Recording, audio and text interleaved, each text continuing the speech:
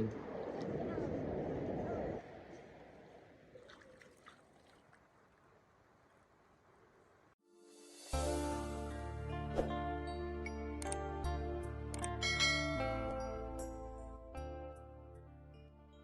อาบน้ำเลยบ่ตอนนี้โอ้เอาทุกคนหลังจากที่เขากินน้ำแล้วน้องกะสิพาบอมตาไปอาบน้ำไปก่อนนี่บรรยากาศเขตชนบทหมู่บ้านของน้องเด้อทุกคนหมู่บ้านนี่ก็ลำบากหลายเลยทุกคนสาวลาวพี่น้องเขาเจ้าดำรงชีวิตบ้านน้องมันนาบ้านเฮาสาวลาวเขามองกองมือน้องแพงสวรรณเขตก็คือเป็นนี่ทุกคนอาบน้ำหัวใครแต่หมู่บ้านน้องมีน้ำเสร็จแล้วน้องได้หมู่บ้านนี่ส่วนหลายก็กินปลาหลายเลยทุกคนงามจนกินปลาเด้อ มาเมื่อนี้ก็ได้กินปลาเฮือนซาซุกโอ้ม่วนลายวิวทุกคนสุดยอดลายเลยเขตนี้นี่เส้นทางลงทุกคนเลยบ่แม่นเรื่องง่ายๆเด้อทุกคนเขาจะดำรงชีวิตได้บันส่วนกินหยังมาจะกินหยังมะข้ามบ่สาวยังโสดยังซิงขดอง5 เซนกีบ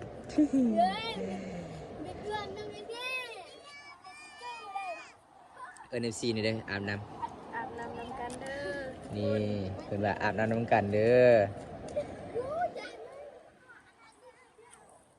โอ้สาวน้อยบ่หน้าบ่สาวน้อย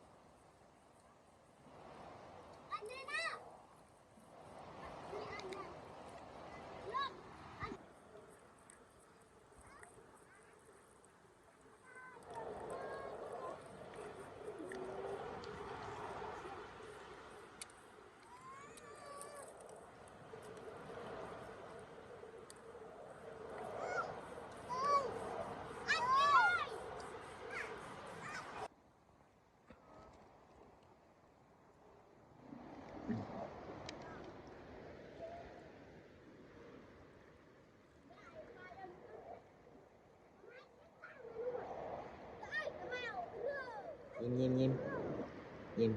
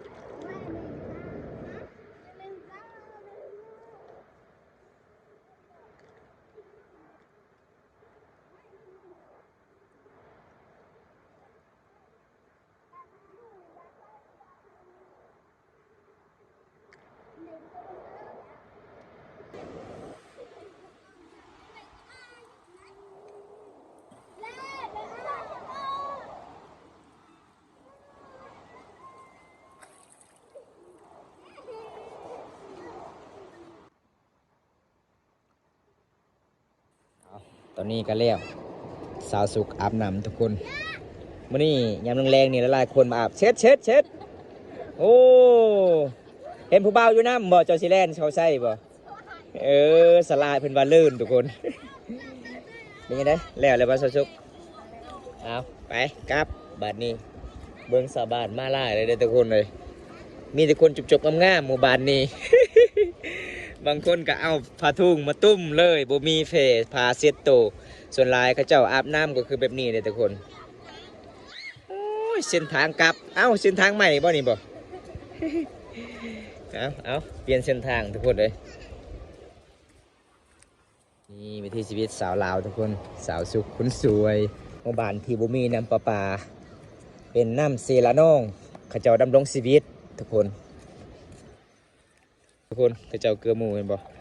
อย่างหนึ่งแรงเขตสะดวกบ้านเฮาแบบนี้แหละทุกคนดำรงชีวิตบ้านนองบ้านนาสาวลาวคำมังกรหมู่บางคนสีทุกคนเลย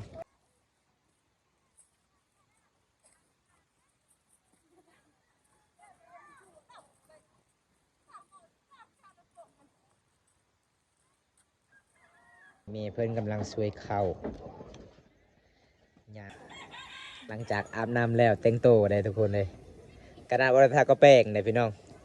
ไม่งามเจ้าของหรอกงามเสือ งามเสือกับสิ้นงามเลยทุกคนเลยสาวลาวเขตนี้เขาเจ้านุ่งสิ้นงามพี่น้องแต่งตัวแล้วสิไปใส่ต่อบัดนี้นะอยู่เพื่อนถาผู้บ่าวมาฮะบ่มีอ๋อ มื่อนี้เก่งเนาะจะอาบน้ำเนาะอากาศก็หนาว จังใดอายกาปิดไว้สำนีก่อนเด้อขอขับใจละลายที่พาหับชมวิถีชีวิตน้องอายเห็นน้องมื่อนี้งามจนว่าบ่ออกเลยเด้ เอาคลิปหน้าพบกันใหม่ขอกล่าวคำว่าสวัสดีครับผมบ๊ายบาย